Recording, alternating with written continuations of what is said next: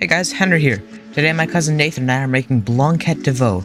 For this recipe, we'll need pork shoulder country style ribs, 1 large carrot, no, just one, there you are, 1 white onion, 1 clove, 1 celery stalk, 1 leek, 20 grams of salt, fresh thyme, fresh parsley, this parsley is actually fresh from my garden, so that's nice, 1 fresh bay leaf, I said just 1, black and white peppercorns, some water, 240 grams of butter, 20 pearl onions, 40 grams of sugar, 150 grams of button mushrooms, 300 grams of button mushrooms, the juice of half a lemon, 60 grams of flour, 2 eggs, 250 milliliters of cream, some milk, preferably whole, but any percent is fine, and some more salt and pepper, for good measure.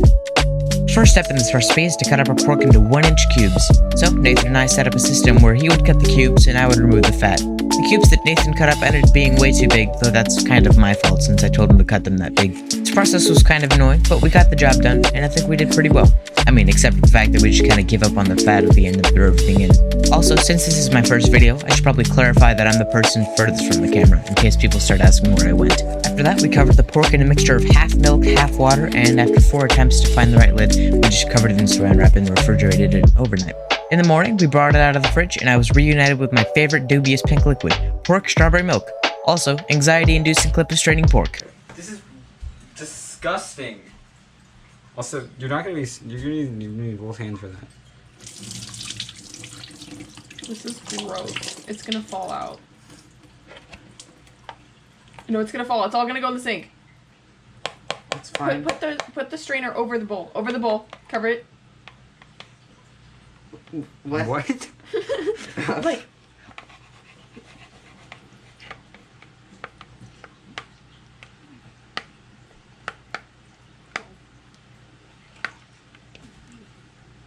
Get it over. You're going over the.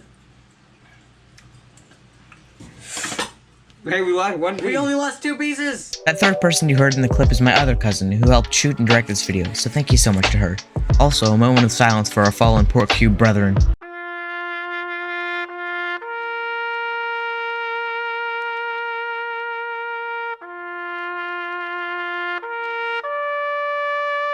Next up, blanching the meat.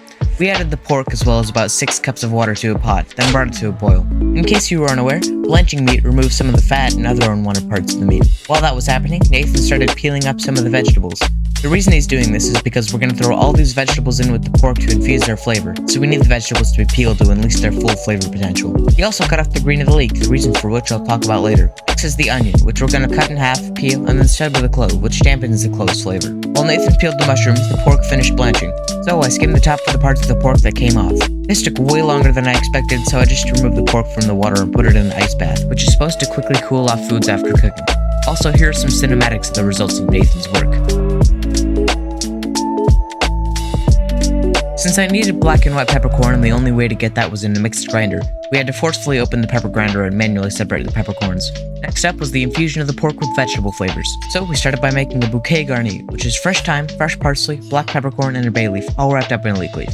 This usually falls apart in the water with all the other ingredients, but Nathan had the idea to wrap it all in more thyme, which ended up actually working. We then added all our pork, our carrot, or carrots I guess, our leek white, our stalk of celery, our mushroom stems and our peels, our 20 grams of salt, our 5 grams of white peppercorn, and our bouquet garni. Next, we added some water and we boiled it. Once that happened, we reduced it to a simmer, which I learned in my last attempt means to reduce the temperature to 180 degrees Fahrenheit or less. While that was happening, Nathan and I peeled the pearl onions. This process was slightly annoying. Ah, I'm dying! My sister actually helped us out here with some fancy facts. Did you know that the chemicals from onions that make your eyes burn go to the nearest water source? So if you put a wet towel near you, your eyes won't sting. So that's exactly what we did.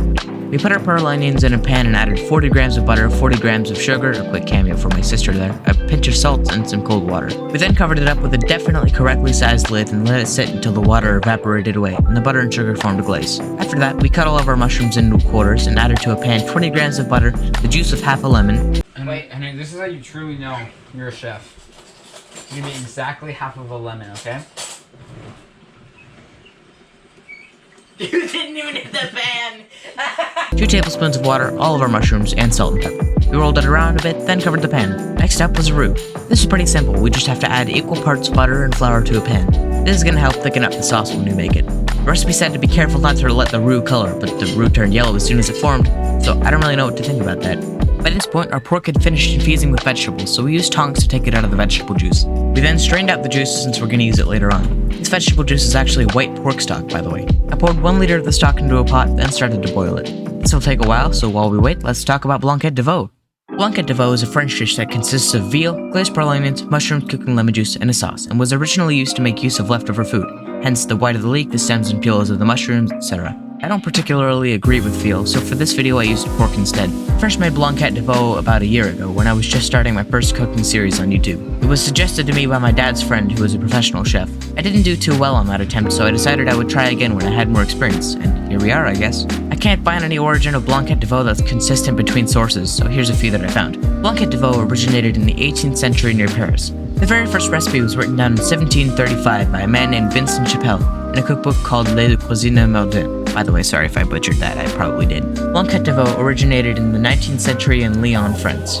Blanquette de Veau originated in the Middle Ages when it was prepared as a dish for royalty. Again, I can't find any consistent origins, so pick the one you think sounds the most logical and keep it as headcanon. Anyway, back to the video. By this time, the sauce had boiled, and I had added 187.5 milliliters of cream and the white roux to it. I had also reduced it for a very long time since it wasn't thickening properly. So at this point, it was time to serve it.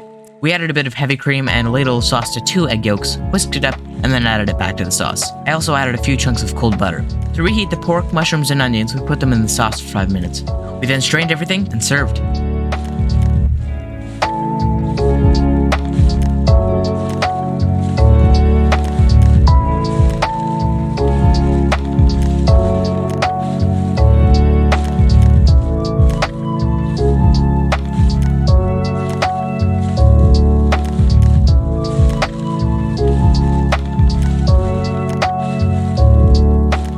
I can't remember very well, but I think my cousin and mom helped me plate this, so thank you to them. This looks very good. Nathan and I tasted it, and...